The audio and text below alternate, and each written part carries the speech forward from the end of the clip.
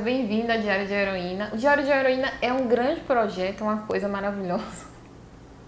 Claro, gente, autoestima é tudo. Diário de Heroína nada mais é do que a minha transição da escrita para o vídeo.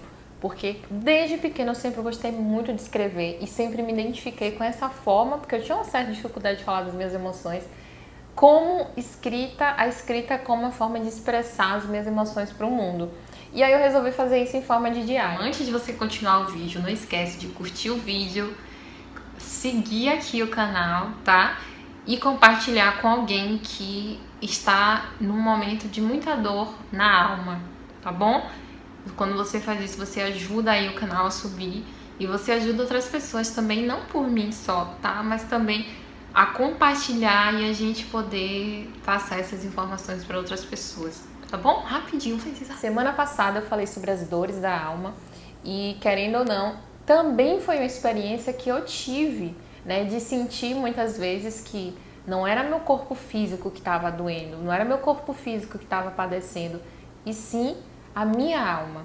E é interessante que existem alguns estudos, inclusive, que agregam, né? Que fazem uma análise de como determinadas partes do corpo físico têm a ver também com determinadas emoções, crenças, bloqueios que você passa.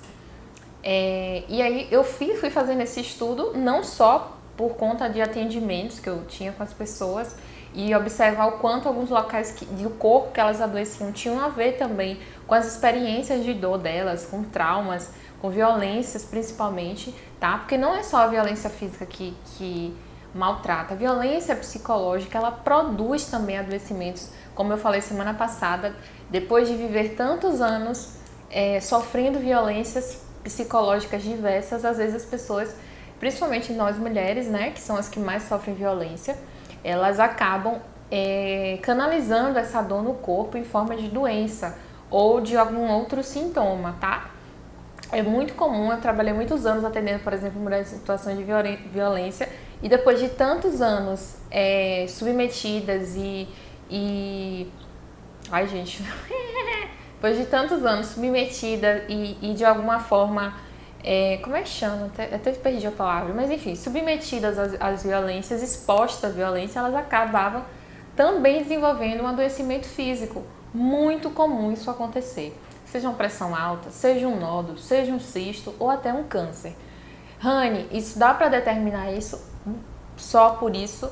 Também não, porque a gente sabe que tem os fatores genéticos, tem os outros fatores, alimentação, se a pessoa faz atividade física, outras tantas coisas. Só que o fator emocional tem uma interferência muito grande. Por exemplo, todas as mulheres tinham algum comprometimento emocional, seja uma ansiedade, uma depressão, síndrome do pânico ou até mesmo esquizofrenias, tá? Esquizofrenia. Então, eu tô aqui para falar, e aí como eu falei, isso tudo é um diário, mas eu não vou falar só do meu diário como profissional, até porque nem é o meu, zero é a minha intenção aqui, é para falar de como eu lido com isso. Por exemplo, é muito comum mulheres desenvolverem adoecimentos nas mamas ou até mesmo no útero e na tireoide, 3 locais que eu percebia que as mulheres desenvolviam adoecimentos por conta de traumas passados ou até traumas herdados pela família. E trauma, gente, entenda-se também tem a ver com código genético, tá? Questões sociais, mulheres que eram muito pressionadas de alguma forma, ou até mesmo a tendência genética a desenvolver isso. Mas a gente sabe que existe algo ali dentro do corpo humano, né? Algo dentro deste corpo que delineia, e eu vou falar uma experiência muito pessoal, tá? Eu não gosto dessa abordagem, por exemplo, da pessoa achar que ela que criou aquela doença, que ela desenvolveu e que essa pessoa se sinta culpada. Eu gosto da gente pensar que a gente é responsável também pelo nosso corpo, pelo nosso templo, lembrando que existem fatores genéticos que vão desencadear alguns adoecimentos. Porém, a forma que a gente interage com esse adoecimento, gente, é o que muda tudo. Como eu falei semana passada, existem pesquisas de que quando as pessoas têm uma fé, que as pessoas são alto astral, que as pessoas conseguem ser mais positivas, expressar as emoções de forma mais assertiva, o adoecimento ele tem um outro viés, ele tem um outro, delineia de outra forma no corpo. E eu me fiz uma pergunta, porque alguns adoecimentos, alguns bloqueios que vieram em forma de adoecimentos começaram a surgir no meu corpo. E eu cheguei a uma conclusão, que é algo que eu estou tratando e que estou entendendo e digerindo, né? Eu tenho uma tendência a ter nódulos, tá? Então ali, nódulo aqui, nódulo ali, é o que depois eu vou falar um pouquinho mais com vocês, porque essa não é a parte mais importante, a parte médica. A parte mais importante é como eu entendi isso. E aí eu comecei a entender, tá, não existe até agora, até o momento, algo que diga que é por isso, só existe a seguinte resposta dos médicos: você tem um fator genético, você tem uma tendência a desenvolver. Tá bom. Eu comecei então a cavar dentro de mim, porque dentro da gente estão as respostas, e eu tô falando hoje aqui sobre algo físico, e vocês vão ver a ligação com o emocional. Existem fatores genéticos na minha família, algumas pessoas têm, algumas mulheres têm, tudo bem. Mas o que em Rani disparou isso? E que em mim disparou isso? E aí eu fui cavando para entender. E a gente percebe que as nossas emoções, a forma que a gente vive a vida, responde como o nosso corpo vai responder para o mundo e para a gente mesmo. E aí eu percebi que existia algo em mim que disparava a doença, algo em mim que disparava uma falta de vida, um dia cinza, ótimo, um dia cinza. Algo em mim disparava isso, de forma tão forte, e eu não tive nunca algo maligno, graças a Deus, e graças o meu corpo, e graças à forma que eu digiro isso.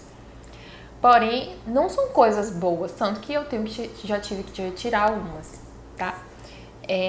Mas eu entendi que existe uma não-vida no meu corpo. Uma não-vida tão grande que era preenchido por essas coisitas, nódulos, cistos. Existe algo que... E aí eu fui tentando escavar e entender o que era isso, então. Uma das coisas que eu percebi era a minha falta de energia, ou um descontrole em trabalhar demais. Como se eu estivesse fugindo de alguma coisa, como se eu estivesse fugindo de viver outras coisas, como se eu estivesse fugindo da vida.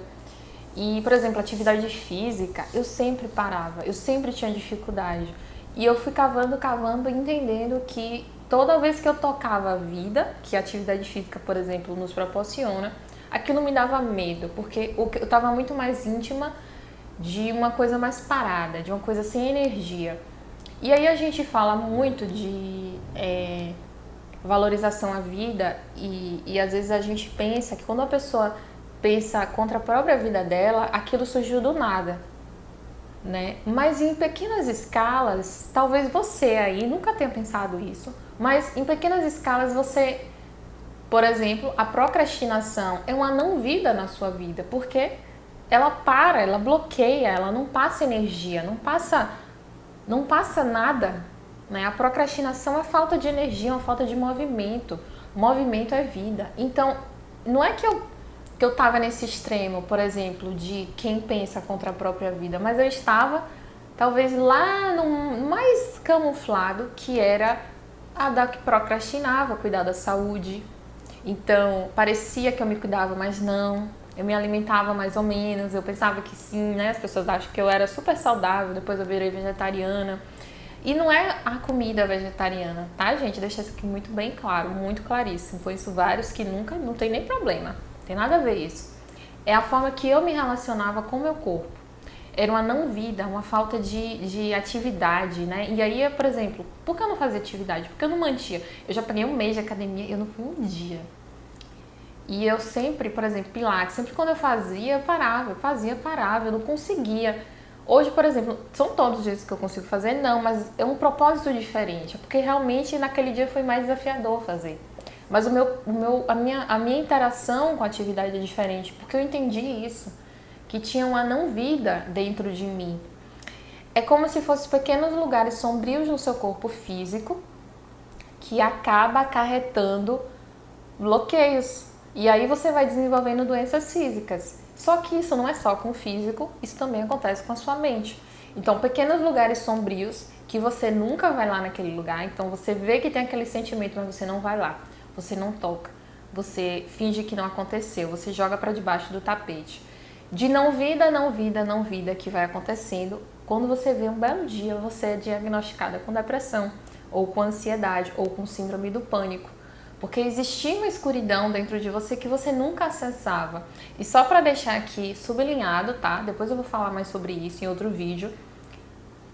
Nem tudo que tá oculto, nem tudo que tá na sombra é algo ruim. Às vezes você guarda um grande talento seu na sua sombra. E você nunca foi lá porque você tem medo de ir lá. Você tem medo porque você não se sente merecedor, sei lá, qualquer outra coisa que a gente pode falar depois aqui. Papo para outro vídeo. Mas o que eu quero dizer hoje é que essas dores da alma, elas surgem de pequenos escurecimentos, né? De pequenas sombrinhas, pequenas coisinhas, buraquinhos, talvez, que você via, mas você fingiu e você tentou tapar a sua alma com outra coisa. Com álcool, com drogas, com trabalho excessivo, com muito sexo, com muitos namorados, com, sei lá, com qualquer outra coisa que não fosse a sua própria vida. Então, só as pessoas estão fixadas na vida dos outros e não olham pra ela, tá? Gente, é isso que eu quero falar desse vídeo. E eu acho que tem papo aqui para outro vídeo, outros vídeos. E é uma continuidade das dores da alma. Eu acho que é pra gente pensar um pouco mais, porque a gente acaba produzindo alguns adoecimentos, não no sentido de que você é culpado, ocupada, ocupade, mas no sentido de qual é a sua responsabilidade na desordem que está acontecendo agora. É isso. Até mais. Vejo você em breve. Beijo.